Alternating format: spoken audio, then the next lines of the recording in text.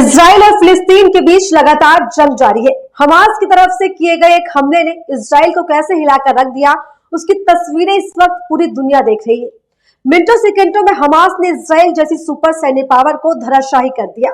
Israel और फिलिस्तीन के बीच चल रहे इस महायुद्ध में अब रूस के राष्ट्रपति व्लादिमीर पुतिन ने फिलिस्तीन को लेकर एक बड़ा ऐलान कर दिया है, जिसे सुनने के बाद इजराइल को तगड़ा झटका लगने वाला है। दरअसल व्लादिमीर पुतिन ने फिलिस्तीन का साथ देते हुए इजराइल और अमेरिका के खिलाफ एक चेतावनी जारी कर दी है, एक वीडियो संदेश जारी कर दिया है।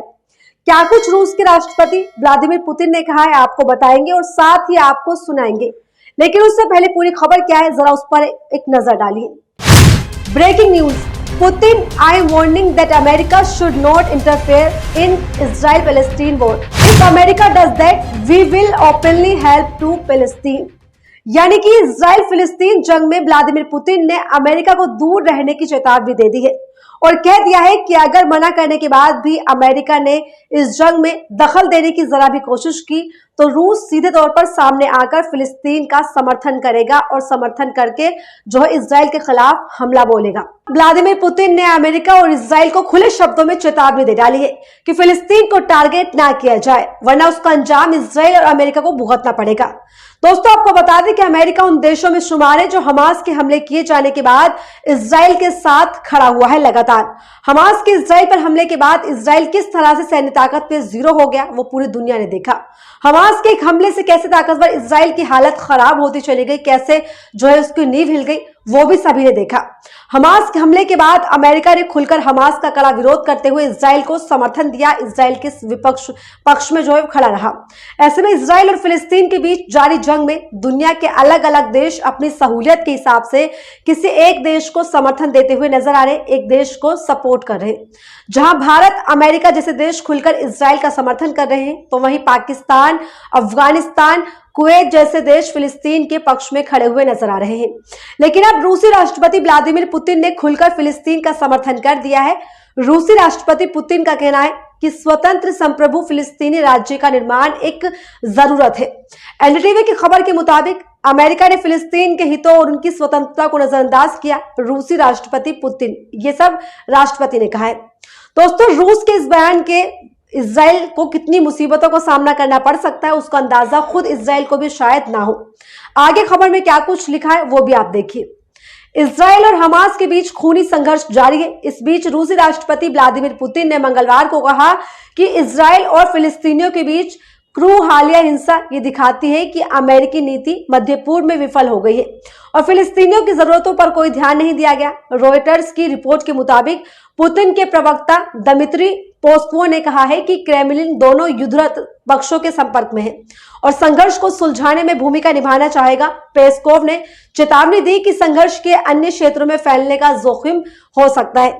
पुतिन ने आगे कहा, मुझे लगता है कि कई लोग मुझसे सहमत होंगे कि यह मध्य पूर्व में संयुक्त राज्य अमेरिका की नीति की विफलताओं का ही एक ज्वलंत उदाहरण है। पुतिन ने आगे कहा कि वॉशिंगटन ने शांति स्थापित करने के प्रयासों पर एकाधिकार स्थापित करने की कोशिश की है और उस पर व्यवहारिक समझौते करने में विफल रहने का आरोप भी लगाया है। यानी कि साफ तौर पर संयुक्त राज्य अमेरिका को जिम्मेदार ठहराते हुए राष्ट्रपति व्लादिमीर पुतिन ने कह दिया है कि इन सबका जिम्मेदार खुद अमेरिका है। फिलिस्तीनियों के हितों की अनदेखी की गई। उन्होंने मध्य पूर्व शांति प्रक्रिया में रूसी की अपनी भूमिका का कोई उल्लेख नहीं दिया है, व्लादिमीर पुतिन ने कहा। अब देखिए, रूस ने साफ साफ ये कह दिया है कि अमेरिका ने फिलिस्तीनियों के हितों की अनदेखी की है और अपने फायदे के लिए अमेरिका इजराइल का साथ देने के लिए तैयार हुआ है। दोस्तों, रूस के इस बयान के बाद से अब इजराइल के खतरे की घंटी जो है लिए बज चुकी है। अब इजराइल और अमेरिका को रूस की चेतावनी से क्या आगे होगा, क्या इसके परिणाम होंगे, उसके बारे में किसी को शायद अंदाजा नहीं होगा। 7 अक्टूबर को हमास के आतंकियों द्वारा इजराइल पर ताबड़तोड़ हमलों के बाद इजरायली सेना और आतंकियों के बीच लगातार जो है संघर्ष जारी है। इस बीच दुनिया भर के दर्जनों देशों ने इजराइल के समर्थन में एकजुटता दिखाई है। वहीं कई दूसरे देशों ने फिलिस्तीन के समर्थन में आवाज भी बुलंद की है। यानी कि पूरी दुनिया में जो है देश अलग अलग जो है गुटों में बंट चुके हैं। दोनों देशों के बीच चल रहे युद्ध में अब तक लगभग 1300 से ज्यादा लोगों की मौत हो गई। हमास के हमले में अब तक 900 इजरायलियों की मौत हो गई है, जबकि इजराइल के हमले में 680 लोगों की जानें जा चुकी है। युद्ध के बीच इजराइल के विदेश मंत्रालय ने दावा किया है कि लगभग 84 देशों ने इजराइल का समर्थन करते हुए हमास के आक्रमण जो हमला किया है उसकी निंदा की है। इसके अलावा ईरान सहित मध्य पूर्वी देश हमास को पीछे से मदद करने की कोशिश भी कर रहे हैं। अमेरिका, जर्मनी, फ्रांस और इटली ने इजराइल के समर्थन में एक संयुक्त बयान जारी किया है, जिसमें उन्होंने इस आतंकवादी हमले की कड़ी निंदा की है। अमेरिकी राष्ट्रपति बाइडेन के बयान में कहा गया कि हमारे देश इस तरह के अत्याचारों के खिलाफ अपनी और अपने लोगों की रक्षा के लिए हमेशा प्रयास करते रहेंगे और इजराइल का समर्थन करेंगे। अमेरिका की तरफ से ये सब कहा गया। अमेरिका के अलावा ब्रिटेन के प्रधानमंत्री ऋषि सुनक ने भी इजराइल का समर्थन देते हुए बयान जारी किया, जिसमें उन्होंने कहा कि बेंजामिन नेतन्याहू से बात करते हुए ब्रिटेन स्पष्ट तौर से इजराइल के साथ खड़ा है। प्रधानमंत्री ऋषि सुनक ने कहा, हमास के हमलावर उग्रवादी नहीं बल्कि आतंकवादी हैं, हम इजराइल के साथ खड़े हुए हैं।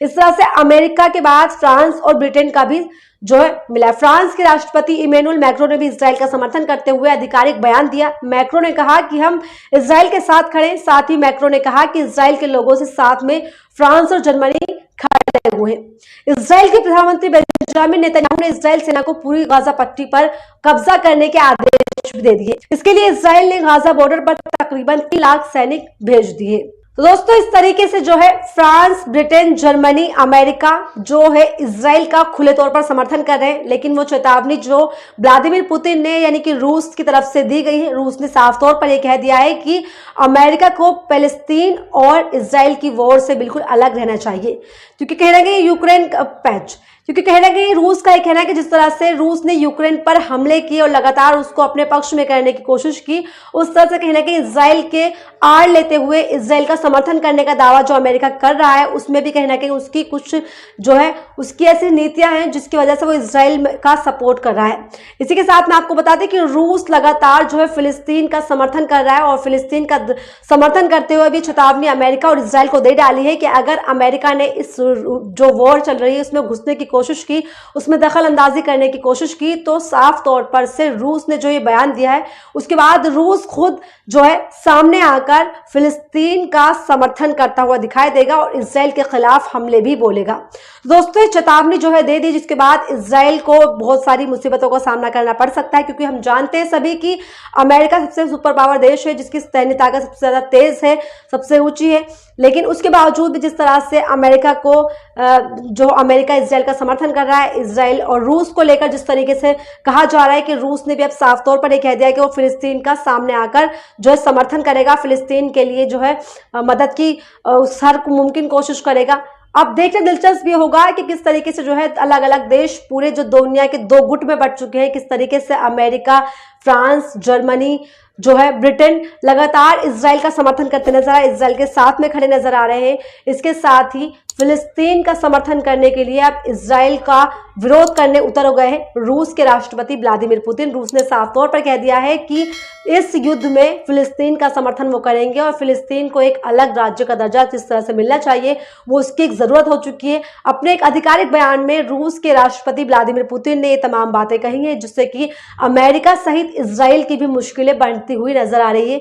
और साथ में देखना भी होगा कि अब आने वाले टाइम में किस तरह से अमेरिका, इजराइल को दोनों मिलकर रूस का किस तरह से पलटवार करते हैं, किस तरह से उसके बयान का खंडन करते हैं, किस तरह से उसके बयान का जवाब देते हैं।